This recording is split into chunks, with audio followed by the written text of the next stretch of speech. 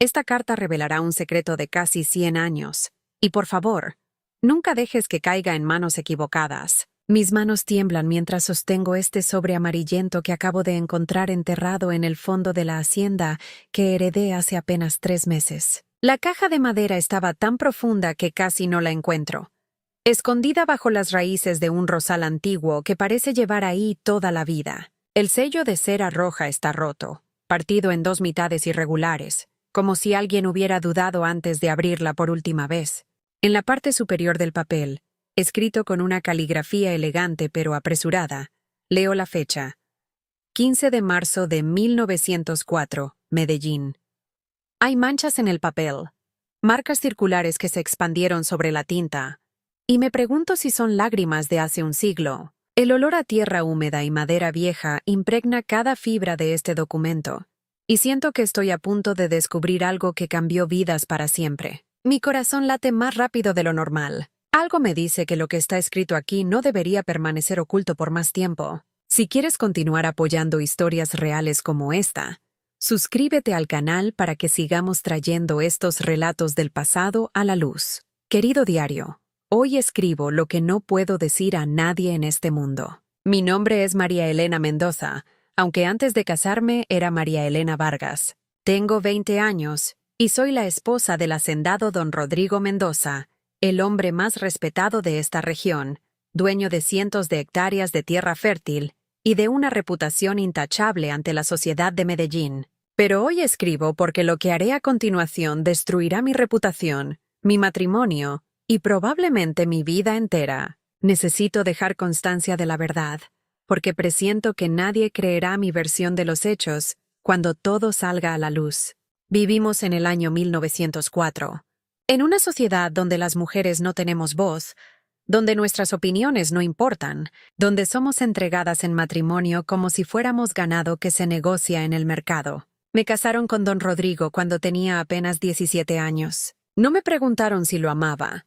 No me preguntaron si quería pasar el resto de mi vida a su lado. Mi padre necesitaba saldar deudas, y don Rodrigo necesitaba una esposa joven y de buena familia para mantener su posición social. Así de simple fue la transacción. Él me mira diferente, no como mi marido me ha mirado jamás. Y esa es la verdad que me consume por dentro. La verdad que me hace escribir estas líneas con las manos temblorosas y el corazón dividido entre la culpa y algo que no me atrevo a nombrar todavía. Comenta ahí si alguna vez guardaste un secreto que pesaba tanto en tu conciencia que sentías que te ahogarías si no lo sacabas. Han pasado 3 años desde mi boda. 3 años de absoluta soledad en esta hacienda enorme que debería ser mi hogar, pero se siente más como una prisión elegante. Don Rodrigo es un hombre frío, distante, incapaz de mostrar afecto o ternura. Nuestras conversaciones se limitan a instrucciones sobre cómo debo comportarme en sociedad, qué vestido debo usar para las reuniones, cómo debo sonreír sin mostrar demasiada emoción, porque eso no es apropiado para una dama de mi posición. Él viaja constantemente, siempre ocupado con negocios en otras ciudades, dejándome aquí con la servidumbre y el silencio interminable. Cuando está en casa, apenas me dirige la palabra durante la cena.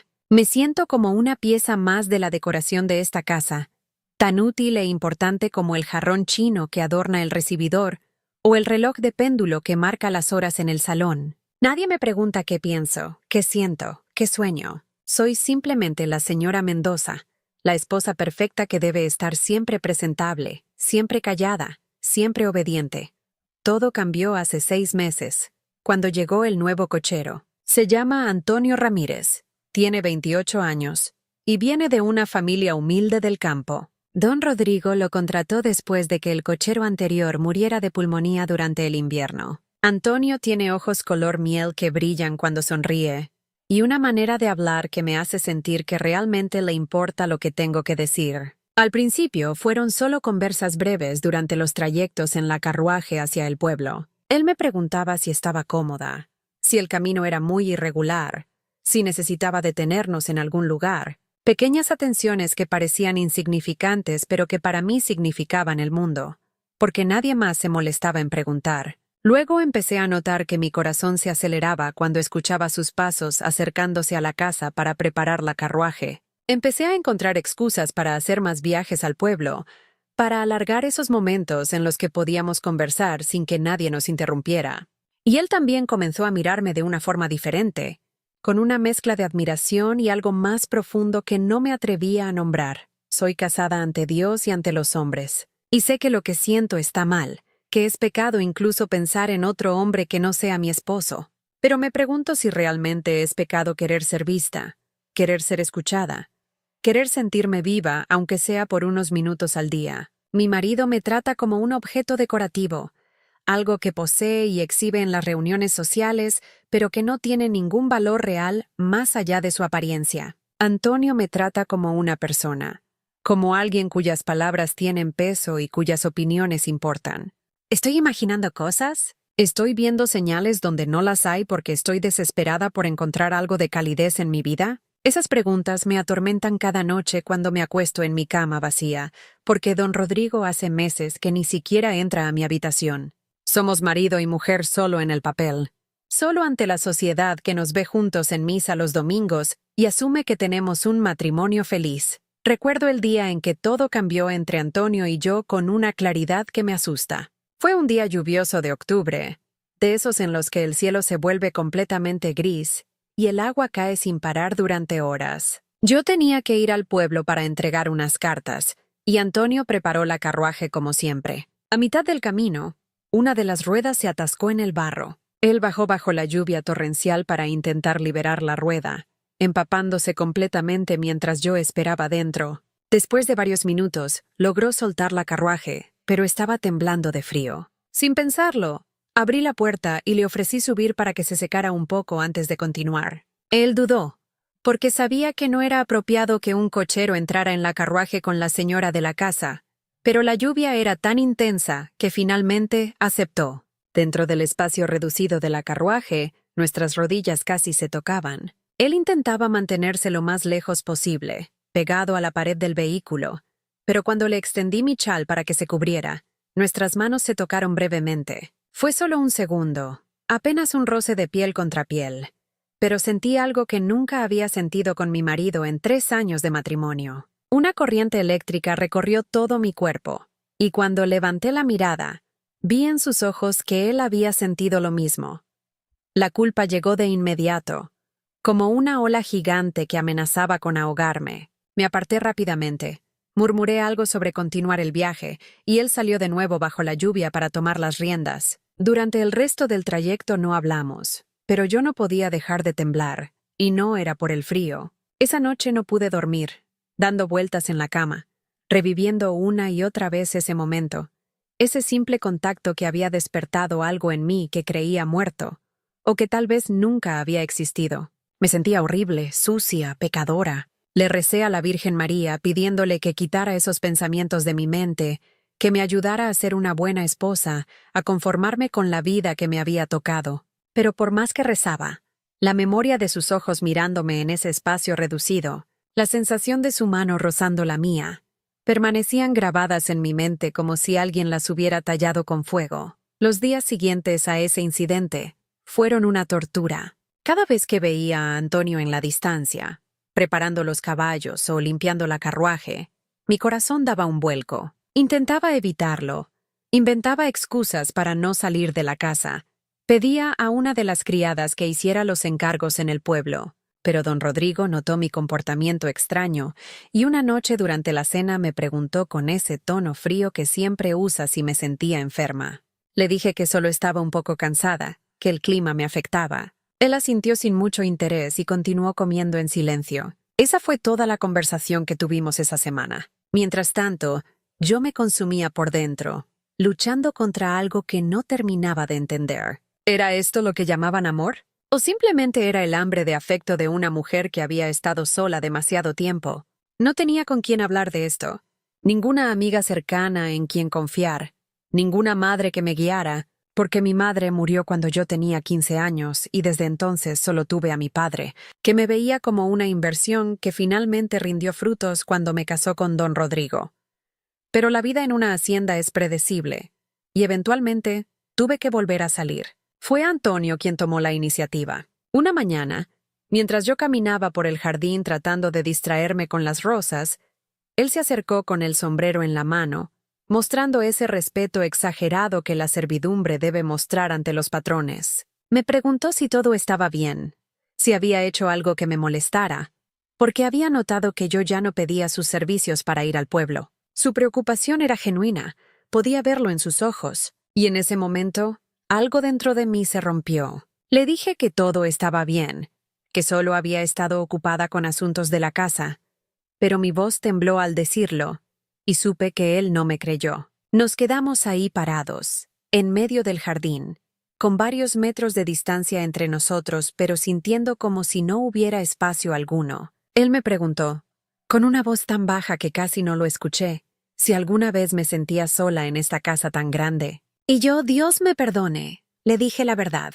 Le dije que me sentía sola todos los días, que a veces pasaban semanas sin que alguien me preguntara cómo estaba realmente, sin que alguien me mirara como si yo importara. Ese fue el comienzo de algo que sabía que no podía terminar bien. Los paseos al pueblo se volvieron más frecuentes y más largos. Antonio tomaba rutas alternativas, caminos menos transitados donde podíamos hablar sin miedo a encontrarnos con conocidos. Me contaba sobre su familia, sobre sus 5 hermanos menores a quienes ayudaba a mantener con su salario, sobre su padre que había muerto trabajando en las minas, y su madre que lavaba ropa para sobrevivir. Me hablaba de sus sueños, de cómo le gustaba leer poesía aunque casi no había tenido educación formal, de cómo había aprendido a leer porque un cura del pueblo le enseñó cuando era niño. Y yo le hablaba de cosas que nunca le había dicho a nadie, de cómo me sentía atrapada, de cómo extrañaba la libertad de mi infancia cuando podía correr por el campo, sin preocuparme por lo que la sociedad esperaba de mí. Él me escuchaba con una atención que me hacía sentir importante, como si cada palabra que yo dijera fuera valiosa. Me preguntaba qué pensaba sobre las cosas, sobre la vida, sobre los libros que leía, sobre el mundo más allá de esta hacienda. Nadie me había preguntado nunca qué pensaba yo. Nadie parecía interesado en conocer a la persona detrás del título de señora Mendoza. Las conversaciones se convirtieron en confidencias, y las confidencias en una conexión que iba más allá de las palabras. Empecé a vivir para esos momentos en la carruaje, para esas horas robadas donde podía ser yo misma sin las máscaras que la sociedad me obligaba a usar. Antonio era gentil, respetuoso. Nunca se propasó ni dijo nada inapropiado, pero la tensión entre nosotros era palpable. Podía sentirla en el aire cada vez que estábamos cerca.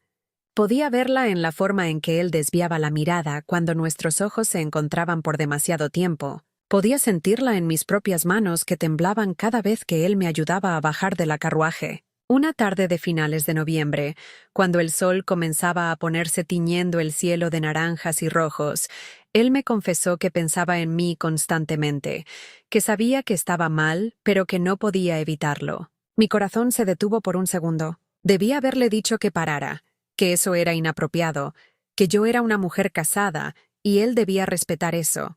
Pero en lugar de eso, le dije que yo también pensaba en él, que esos momentos juntos eran lo único que hacía que mi vida tuviera sentido.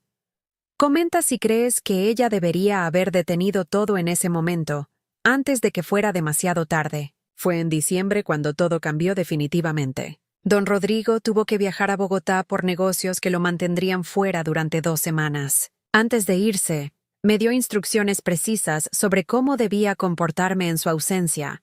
Me recordó que era la señora de la casa y debía mantener las apariencias ante la servidumbre y los vecinos. No me besó al despedirse, solo asintió con la cabeza como si yo fuera una empleada más a quien le estaba dando órdenes. Cuando la carruaje que lo llevaba desapareció por el camino, sentí un alivio tan grande que me asusté de mí misma. Estaba aliviada de que mi propio marido se hubiera ido. Esa noche, mientras cenaba sola en el enorme comedor, me di cuenta de que no extrañaba su presencia en absoluto. 2 semanas sin sus comentarios fríos, sin sus silencios incómodos, sin sentir que era una decepción constante aunque ni siquiera sabía en qué había fallado. Al tercer día de la ausencia de don Rodrigo, Antonio me pidió permiso para podar los rosales del jardín que estaban creciendo de forma desordenada. Era una tarea que normalmente hacía el jardinero, pero Antonio dijo que el hombre estaba enfermo y él podía hacerlo. Yo sabía que era una excusa. Sabía que él quería estar cerca de mí, y yo también quería estar cerca de él.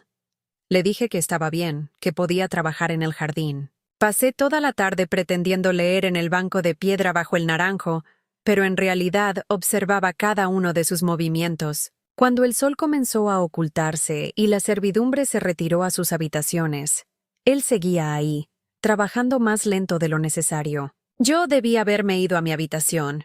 Debía haber respetado las normas que gobiernan nuestro mundo, pero en lugar de eso me quedé. Cuando finalmente dejó las herramientas y se acercó para despedirse, nos encontramos detrás de los rosales más altos, escondidos de las ventanas de la casa. Ninguno de los dos dijo nada. Él levantó su mano lentamente, como dándome tiempo para detenerlo, y tocó mi mejilla con una ternura que me hizo cerrar los ojos. Y entonces me besó.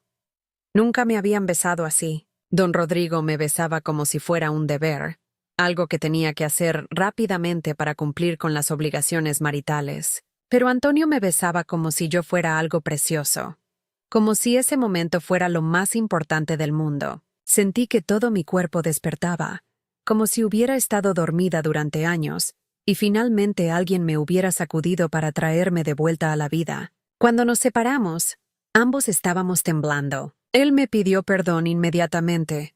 Dijo que no había tenido derecho, que había sido un error terrible. Pero yo le puse un dedo sobre los labios y le dije que no se disculpara por hacerme sentir viva por primera vez en mi vida. Esa noche no pude dormir. Me quedé despierta mirando el techo, tocando mis labios donde aún podía sentir el fantasma de su beso, dividida entre una felicidad que nunca había experimentado y una culpa que amenazaba con aplastarme. Sabía que lo que había hecho era imperdonable ante los ojos de Dios y de la sociedad. Una mujer casada que besa a otro hombre es una adúltera, no importa cuán infeliz sea su matrimonio. Pero por primera vez en 3 años me sentía completa. Los siguientes días fueron una mezcla de encuentros robados y miedo constante. Nos veíamos en el jardín al anochecer, cuando la servidumbre ya se había retirado y la oscuridad nos protegía de miradas indiscretas. Hablábamos en susurros, nos besábamos escondidos detrás de los rosales, y cada vez que escuchábamos un ruido, nos separábamos con el corazón acelerado, aterrorizados de ser descubiertos. Antonio me decía que me amaba, que nunca había sentido algo así por nadie, que desearía haber nacido en una posición diferente para poder pedirme matrimonio apropiadamente. Y yo le decía que también lo amaba, aunque esas palabras me llenaban de terror porque significaban que estaba traicionando votos sagrados que había hecho ante Dios. Pero ¿cómo podían ser sagrados esos votos si nunca tuve opción? Si me casaron con un hombre que no me amaba y al que yo no amaba, si mi matrimonio era solo un contrato comercial donde yo era la mercancía. Me repetía estas justificaciones una y otra vez, tratando de calmar la voz en mi cabeza que me decía que estaba cometiendo un pecado imperdonable. Pero la felicidad robada nunca dura mucho tiempo. Doña Carmen, la empleada más vieja de la hacienda, una mujer que había servido a la familia Mendoza desde antes de que yo llegara, comenzó a observarme con desconfianza. La notaba en los rincones, con esos ojos pequeños y astutos que parecían ver todo. Un día me encontró regresando del jardín con hojas en el vestido y el cabello ligeramente despeinado. No dijo nada, solo me miró con una expresión que mezclaba desaprobación y algo que parecía satisfacción, como si hubiera confirmado una sospecha. Desde ese momento supe que estaba en peligro. Doña Carmen era ferozmente leal a don Rodrigo. Lo había visto crecer desde niño, y no permitiría que nadie manchara el honor de su patrón. Le conté a Antonio sobre mis sospechas, y él también estaba preocupado. Sabíamos que si ella le decía algo a don Rodrigo, las consecuencias serían devastadoras. Para mí significaría el divorcio, la deshonra pública, ser expulsada de la sociedad y probablemente de mi propia familia. Para Antonio significaría algo mucho peor, porque un hombre de su posición que se atreve a tocar a la esposa de su patrón no enfrenta solo el despido, enfrenta la cárcel o algo peor. Don Rodrigo regresó de Bogotá a principios de enero, justo después de que celebráramos el Año Nuevo de 1905. Desde el momento en que bajó de la carruaje, noté que algo había cambiado en él. Me miraba de forma diferente, con una frialdad nueva que iba más allá de su indiferencia habitual. Durante la cena de bienvenida, me hizo preguntas extrañas sobre cómo había pasado las 2 semanas, qué había hecho, con quién había hablado. Respondí con vaguedades, diciéndole que había sido muy aburrido, que solo me había dedicado a supervisar la casa y a leer. Él no dijo nada más, pero pude ver en sus ojos que no me creía. Esa noche me costó dormir, dando vueltas en la cama, preguntándome si doña Carmen ya le había dicho algo, si Antonio y yo habíamos sido lo suficientemente cuidadosos, si alguien más había notado algo. Los días siguientes fueron una agonía de incertidumbre. Don Rodrigo estaba más presente en la casa de lo usual. Canceló varios viajes de negocios y empezó a hacer comentarios sutiles sobre la lealtad, sobre cómo la traición era el peor de los pecados, sobre cómo un hombre debe proteger lo que es suyo sin importar el costo. Antonio y yo dejamos de vernos en el jardín. Era demasiado peligroso. Nos limitábamos a mirarnos desde la distancia, comunicándonos con los ojos lo que no podíamos decir con palabras. Pero la separación era insoportable. Después de haber probado lo que era sentirse amada, volver a la soledad y al vacío era como morirse lentamente. Una tarde, mientras don Rodrigo estaba en su estudio revisando papeles, logré salir al jardín por unos minutos. Antonio estaba ahí, fingiendo reparar una cerca. Nos encontramos detrás del cobertizo de herramientas donde nadie podía vernos. Él me abrazó con desesperación y yo me aferré a él como si fuera lo único real en mi mundo de mentiras y apariencias. Me dijo que teníamos que ser más cuidadosos, que sentía que algo malo iba a pasar. Yo también lo sentía, esa sensación de que una tormenta se acercaba y no había forma de detenerla. Le pregunté qué íbamos a hacer, cómo íbamos a seguir viviendo así, encontrándonos a escondidas, siempre con miedo, siempre mirando por encima del hombro. Y entonces Antonio me dijo algo que cambió todo. Me dijo que nos fuéramos, que huyéramos juntos, que dejáramos atrás esta vida de mentiras y comenzáramos de nuevo en otro lugar donde nadie nos conociera. Al principio pensé que estaba loco. ¿Huir? ¿Abandonar mi posición, mi nombre, todo lo que conocía? ¿Convertirme en una fugitiva, en una mujer caída que había abandonado a su esposo por un cochero? El escándalo sería monumental. Mi familia me repudiaría. La sociedad me convertiría en un ejemplo de lo que les pasa a las mujeres que no respetan las normas. Pero mientras él hablaba, mientras me explicaba su plan, algo dentro de mí comenzó a cambiar. Me habló de Bogotá, donde podríamos perdernos entre la multitud de una ciudad grande, donde él podría conseguir trabajo, y yo podría vivir sin el peso constante de las expectativas y las miradas juzgadoras. Me dijo que no sería una vida de lujos, que probablemente pasaríamos dificultades, pero que estaríamos juntos, que seríamos libres. Y esa palabra, libertad, resonó en mi mente como una campana. ¿Cuándo había sido libre? Me casaron a los 17. Me dijeron cómo vestir, cómo hablar, cómo comportarme. Mi vida entera había sido una serie de reglas impuestas por otros. ¿Y si por una vez tomaba una decisión por mí misma? ¿Y si elegía la felicidad sobre el deber, el amor sobre la conveniencia? Le dije que tenía que pensarlo, que necesitaba tiempo para considerar algo tan drástico. Pero en mi corazón ya sabía la respuesta. Esa noche, en la privacidad de mi habitación, saqué este diario y escribí todo lo que había pasado, todo lo que sentía. Escribí sobre el amor que había encontrado en el lugar menos esperado, sobre el miedo que me paralizaba, sobre la decisión imposible que enfrentaba. Y mientras escribía, me di cuenta de que ya había tomado la decisión. No podía seguir viviendo esta vida muerta, siendo la esposa decorativa de un hombre que me trataba como un mueble. Quería vivir de verdad, aunque fuera solo por un tiempo antes de que el mundo nos alcanzara. Al día siguiente le dije a Antonio que sí, que huiríamos juntos. Sus ojos se iluminaron con una mezcla de felicidad y terror, porque ambos sabíamos lo que estábamos arriesgando. Comenzamos a planear en secreto. Él ahorraría todo el dinero posible de su salario. Yo reuniría las pocas joyas que tenía y que podría vender sin que nadie lo notara. Acordamos que partiríamos en 2 semanas, el 15 de marzo, en la noche del baile anual que don Rodrigo organizaba para los hacendados de la región. Sería la noche perfecta porque todos estarían distraídos con la celebración, nadie notaría mi ausencia hasta que fuera demasiado tarde. Los días previos a nuestra fuga fueron los más largos de mi vida. Cada minuto se sentía como una hora, cada hora como un día. Tenía que actuar normal, sonreír en las comidas, supervisar los preparativos del baile, todo mientras mi corazón latía con una mezcla de anticipación y terror. Don Rodrigo estaba extrañamente afectuoso durante esos días, algo muy inusual en él. Me compró un vestido nuevo para el baile. Me hizo un comentario sobre lo hermosa que me veía.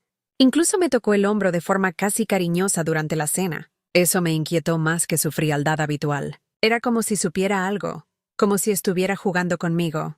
Pero me convencí de que estaba siendo paranoica, que mi culpa me hacía ver amenazas donde no las había. Antonio y yo teníamos el plan perfectamente trazado. Durante el baile, yo me disculparía diciendo que me sentía mal y me retiraría a mi habitación. Esperaría hasta la medianoche, cuando todos estuvieran ocupados con la celebración, y saldría por la puerta trasera del jardín que Antonio dejaría abierta. Él tendría 2 caballos listos esperándonos en el camino que llevaba al bosque. Cabalgaríamos toda la noche hasta llegar al pueblo más cercano donde tomaríamos el tren a Bogotá. Para cuando descubrieran nuestra ausencia, ya estaríamos demasiado lejos para ser alcanzados. La noche del 14 de marzo, un día antes de nuestra fuga planeada, no pude dormir.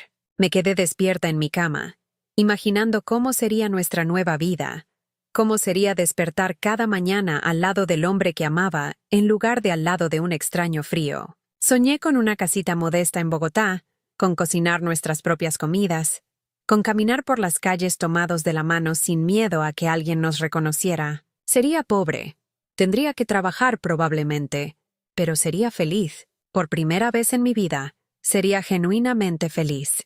Tomé este diario y escribí una larga entrada explicando mi decisión, justificando mis acciones, dejando constancia de que no era una mujer inmoral, sino una mujer desesperada por encontrar algo de amor en un mundo que me había negado esa posibilidad.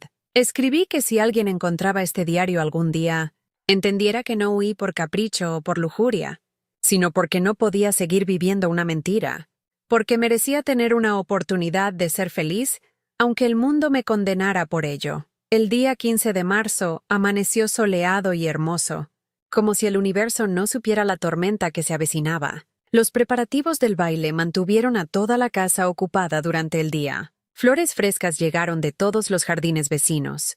Los músicos vinieron a ensayar en el salón principal.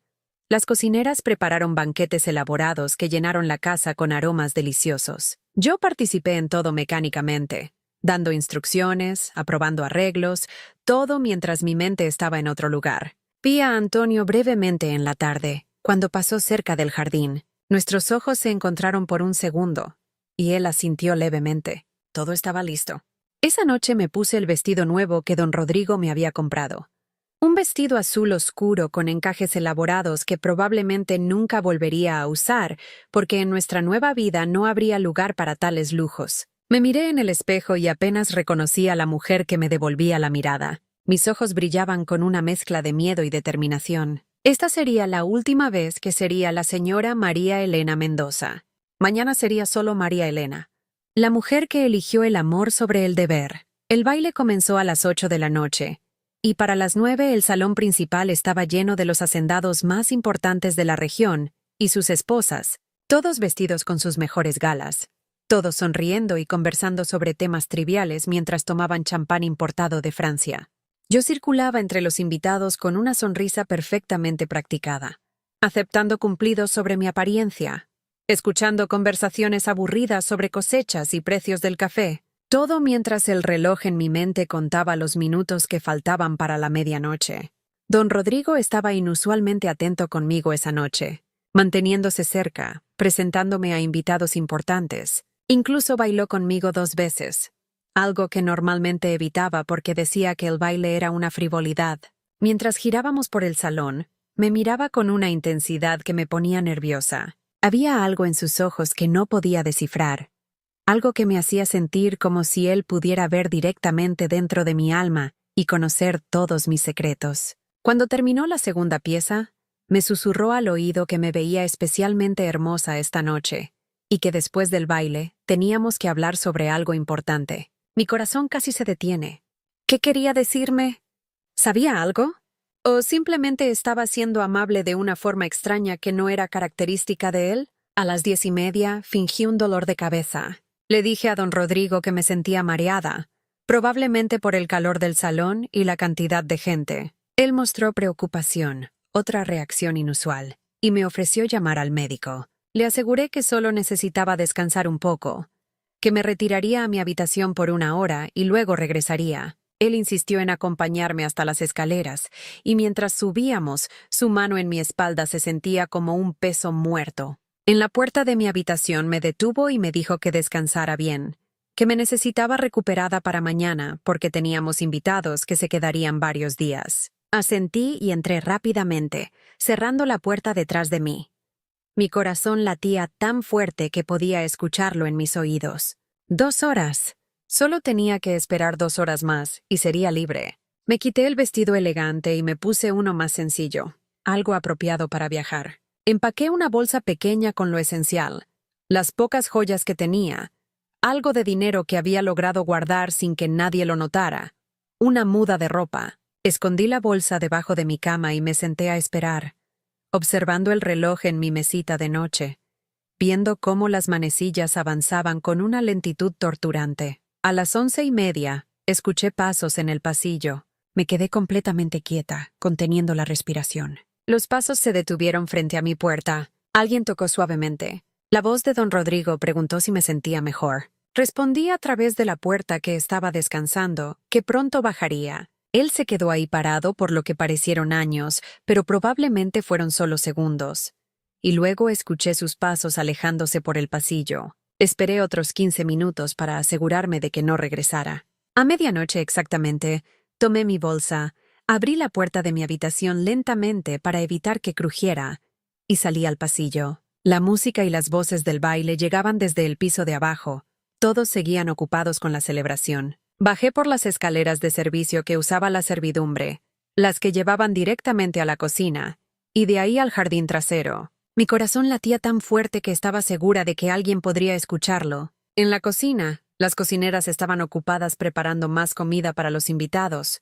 Ninguna me vio pasar. Salí por la puerta que daba al jardín, y el aire fresco de la noche me golpeó en la cara como una bendición. El jardín estaba en penumbras, iluminado solo por la luna llena que brillaba en el cielo despejado. Caminé rápidamente hacia la puerta trasera, la que Antonio había prometido dejar abierta. Estaba ahí, entreabierta, esperándome. La crucé y me encontré en el camino que llevaba al bosque. Miré hacia atrás una última vez, viendo las luces de la hacienda, escuchando la música distante del baile. Estaba dejando atrás toda una vida, todo lo que conocía, y por un momento el miedo casi me paraliza. Pero entonces pensé en Antonio, en su sonrisa, en cómo me hacía sentir viva, y seguí caminando. El camino estaba oscuro y tuve que mover con cuidado para no tropezar. Antonio había dicho que estaría esperando cerca del viejo roble que marcaba el inicio del bosque, a unos 500 metros de la casa. Mientras caminaba, empecé a escuchar los sonidos nocturnos del campo,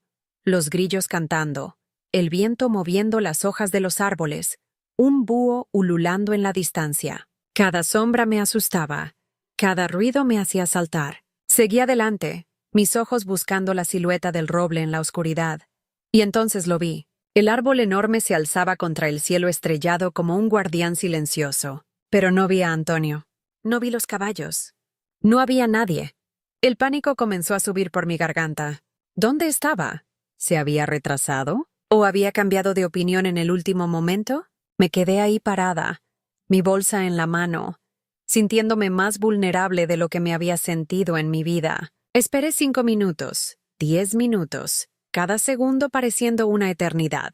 Empecé a caminar alrededor del árbol, pensando que tal vez estaba en el lugar equivocado, que había otro roble que yo no conocía, pero este era el único. Estaba segura. Llamé su nombre en voz baja, temerosa de que alguien pudiera escucharme, pero desesperada por encontrarlo. No hubo respuesta, solo el silencio de la noche y mi respiración cada vez más agitada. Algo estaba mal. Algo había salido terriblemente mal. Decidí caminar un poco más por el camino, pensando que tal vez se había adelantado y me estaba esperando más lejos. Pero mientras caminaba, escuché voces a la distancia, viniendo de la dirección de los establos. Me acerqué lentamente, manteniéndome en las sombras, y lo que vi me heló la sangre. Había antorchas encendidas cerca de los establos, iluminando una escena que nunca olvidaré. Antonio estaba en el suelo, rodeado de 3 hombres que reconocí como trabajadores de la hacienda. Tenía sangre en la cara y parecía estar tratando de levantarse, pero uno de los hombres Lo empujaba de vuelta al suelo cada vez que lo intentaba. Y entonces vi a don Rodrigo. Estaba ahí parado, observando la escena con esa expresión fría que tan bien conocía. Sentí que mis piernas se convertían en agua. Nos habían descubierto. De alguna forma, él lo había sabido todo el tiempo. Quise correr hacia Antonio, gritarle a don Rodrigo que lo dejara en paz, que la culpa era mía, no de él. Pero el miedo me paralizó. Me quedé escondida entre los árboles, observando, mi corazón rompiéndose con cada segundo que pasaba. Escuché la voz de don Rodrigo, fría y controlada como siempre, diciéndole a Antonio que hombres como él necesitaban aprender su lugar, que había cometido el error de olvidar que algunas cosas nunca le pertenecerían sin importar cuánto las deseara. Antonio intentó hablar, intentó defenderse, pero uno de los hombres lo golpeó en el estómago dejándolo sin aire. Yo mordí mi mano para no gritar. Esto era mi culpa. Todo esto era mi culpa. Si hubiera sido más fuerte, si hubiera resistido mis sentimientos, si no hubiera permitido que esto llegara tan lejos, Antonio no estaría ahí sufriendo por mí. Don Rodrigo hizo un gesto con la mano, y los hombres levantaron a Antonio, arrastrándolo hacia el interior del establo. Yo quería seguirlos. Necesitaba saber qué le iban a hacer, pero sabía que si me descubrían todo sería peor. Me quedé ahí escondida, temblando, llorando en silencio, sintiendo cómo mi mundo se desmoronaba a mi alrededor.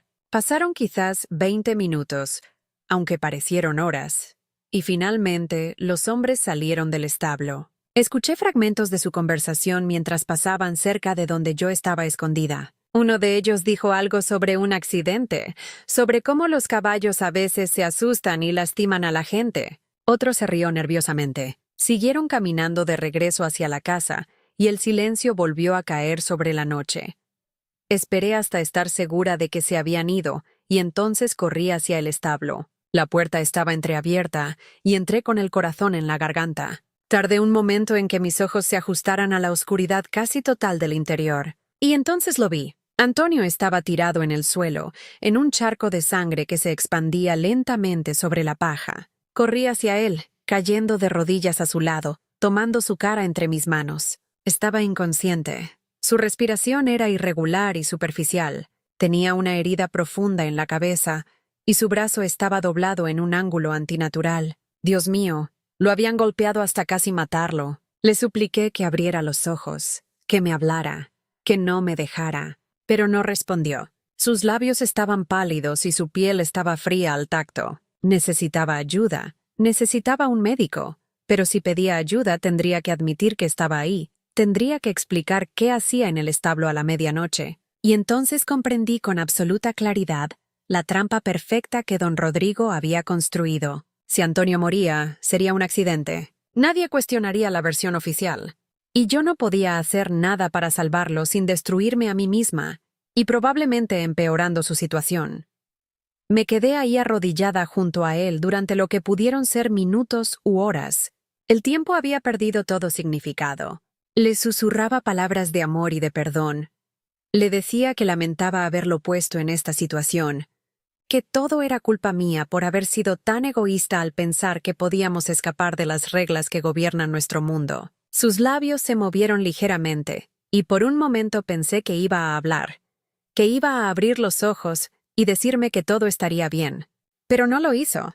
Su respiración se volvió más débil, más espaciada, hasta que finalmente se detuvo. Sentí cómo la vida abandonaba su cuerpo, cómo se volvía completamente inmóvil bajo mis manos. Y en ese momento algo dentro de mí también murió. El hombre que me había hecho sentir viva, que me había mostrado lo que era ser amada de verdad, que había estado dispuesto a arriesgarlo todo por mí, yacía muerto en mis brazos, y yo no había podido hacer nada para salvarlo. Ni siquiera había tenido el valor de enfrentar a don Rodrigo, de gritar la verdad, de exigir justicia. Me había quedado escondida entre las sombras como la cobarde que era. No sé cuánto tiempo estuve ahí con él. Eventualmente escuché voces acercándose, probablemente los mismos hombres que regresaban para disponer del cuerpo y crear la escena del accidente. Tuve que dejarlo. Besé su frente fría una última vez. Le cerré los ojos con mis manos temblorosas y salí corriendo del establo antes de que me descubrieran. Corrí de regreso a la casa por el mismo camino que había tomado, con lágrimas corriendo por mi cara. manchada con su sangre, mi vestido arruinado, mi corazón completamente destrozado. Logré entrar por la cocina sin que nadie me viera. Subí las escaleras de servicio tambaleándome como si estuviera borracha y llegué a mi habitación. Me miré en el espejo y casi no reconocí a la mujer que me devolvía la mirada. Tenía manchas de sangre en las manos y en el vestido. Mi cabello estaba despeinado.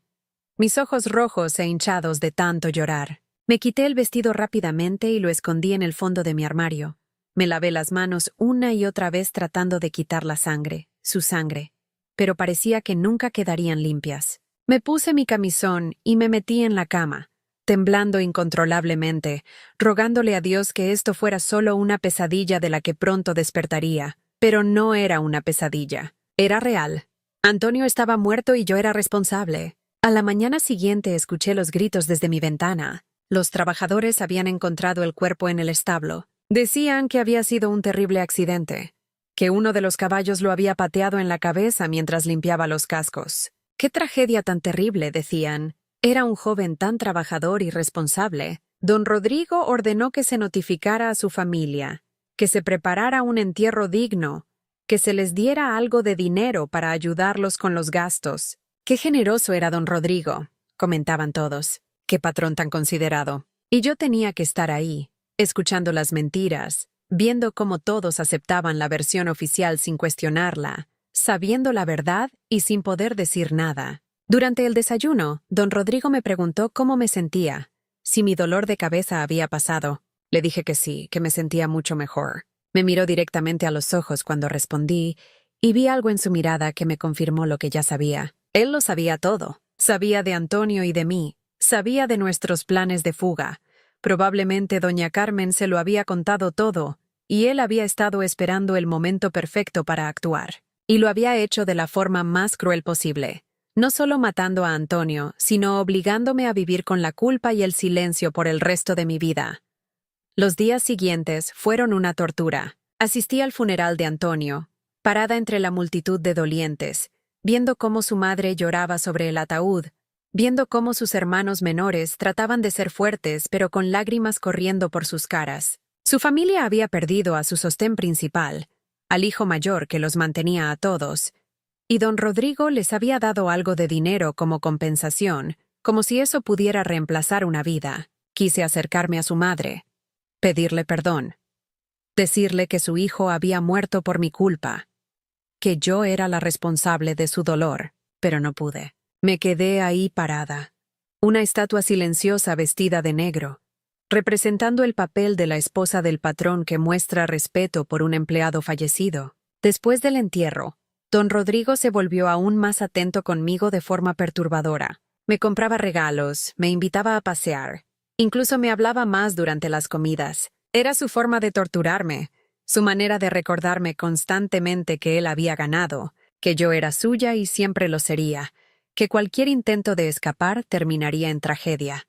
Las semanas pasaron y yo me convertí en un fantasma en mi propia vida. Cumplía con mis deberes como señora de la casa, sonreía cuando era necesario, asentía en las conversaciones, pero por dentro estaba completamente vacía. Cada noche me acostaba en mi cama y revivía esos momentos finales, viéndolo morir en mis brazos una y otra vez. La culpa me consumía. No podía comer, apenas podía dormir. Perdí peso de forma alarmante, y don Rodrigo eventualmente llamó a un médico que me diagnosticó con melancolía nerviosa, algo común en mujeres de mi posición, según dijo. Me recetó tónicos y reposo, pero ninguna medicina podía curar lo que realmente me aquejaba. Pensé en muchas formas de terminar con mi sufrimiento. Cada noche consideraba diferentes opciones, diferentes métodos que me liberarían de este infierno en vida. Pero algo me detenía cada vez. Tal vez era cobardía, o tal vez era la última chispa de esperanza de que algún día la verdad saldría a la luz,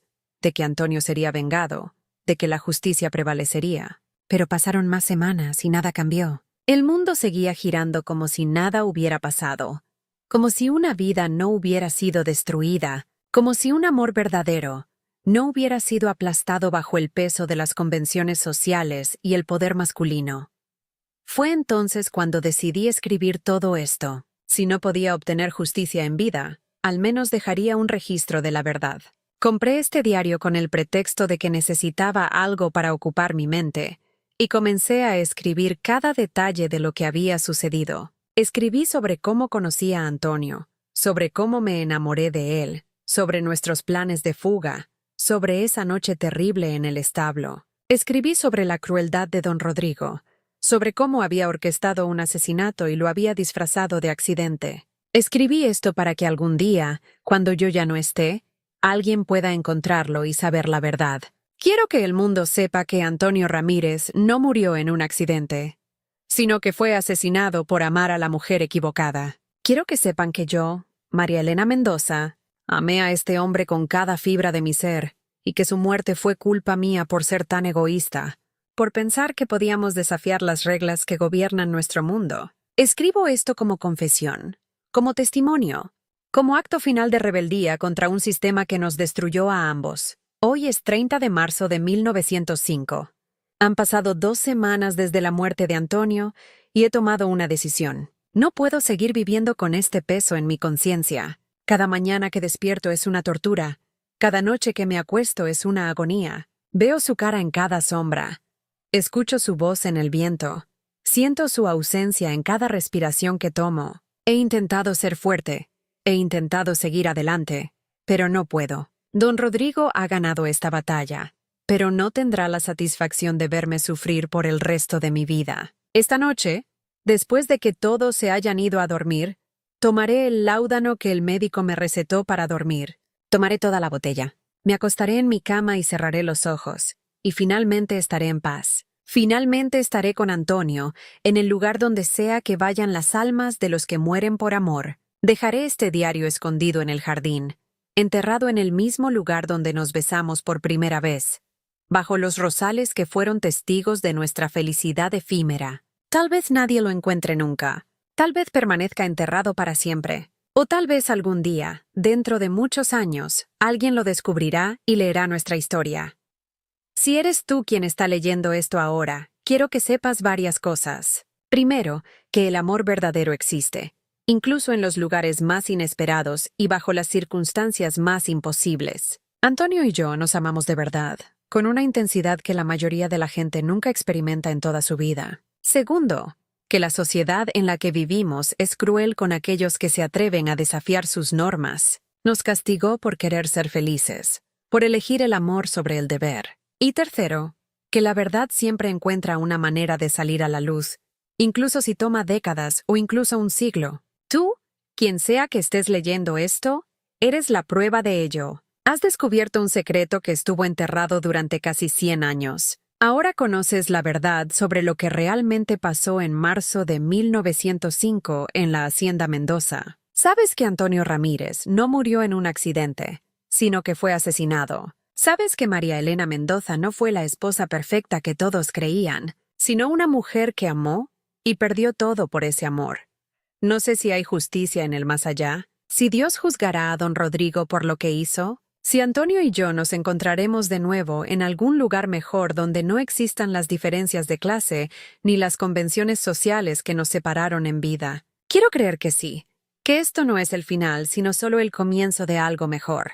Quiero creer que nuestro amor significó algo, que no fue en vano, que de alguna forma cambió el mundo aunque fuera solo un poquito. Esta será mi última entrada en este diario. Mañana por la mañana me encontrarán en mi cama y dirán que fue mi corazón, que era demasiado débil, que la melancolía finalmente me consumió. Nadie sospechará la verdad, porque nadie sabe lo que realmente pasó. Enterraré este diario esta tarde, cuando todos estén ocupados con sus tareas y nadie me observe. Lo pondré en una caja de metal para protegerlo de la humedad, lo enterraré profundo bajo las raíces de los rosales, y allí permanecerá hasta que alguien lo encuentre. Si eres tú quien lo ha encontrado, te pido algo. No dejes que nuestra historia muera contigo.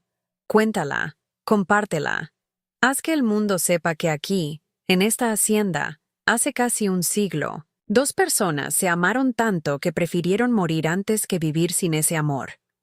A quien encuentre esta carta, te pido por favor que nunca la dejes caer en manos equivocadas. Esta es la verdad que estuve guardando todos estos años, la verdad que me llevó a mi tumba. Antonio Ramírez y María Elena Mendoza Amaron con todo su ser en un mundo que no permitía ese tipo de amor. Fuimos destruidos por las mismas fuerzas que deberían proteger el amor y la felicidad.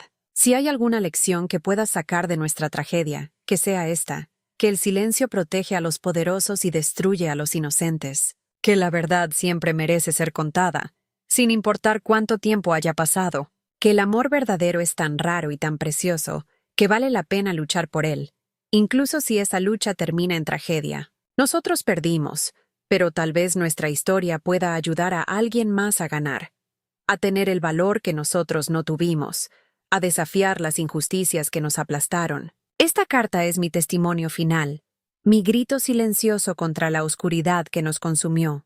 No nos olviden.